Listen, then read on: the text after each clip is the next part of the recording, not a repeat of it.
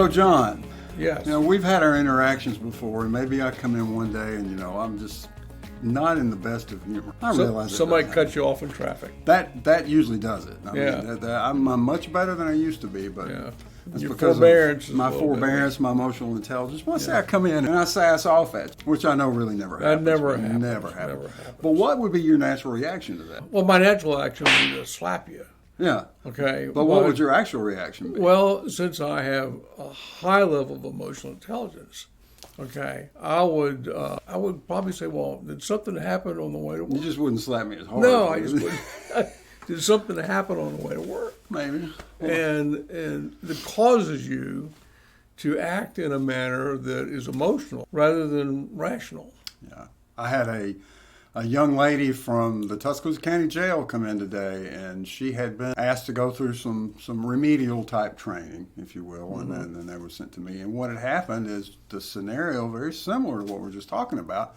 Somebody had pushed her button, and she didn't have any kind of filter involved. So emotional intelligence, that gives you the awareness of when things might push your button, and it also gives you the awareness of how you can control that. So John mentioned he might slap me, which had to be a hook, or he might instead say, "Hey, Dan, what happened to cause?" So John, talk to me a little bit about your emotional intelligence and what you've learned in the course of taking these assessments. Anything noteworthy? Yeah. That everybody has an issue, and just sort of listen to your feelings a little bit. And pay attention, because your feelings are telling you something, and you don't always want to act on your feelings.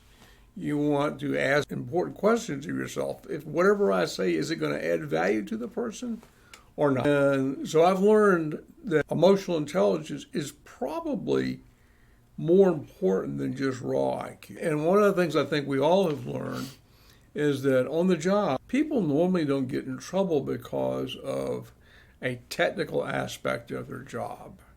Where they get in trouble is failing to get along with one another, acting or saying something that's inappropriate. In my history, that's almost 100% of the problems I've had with employees or customers or whatever is issues of emotional intelligence.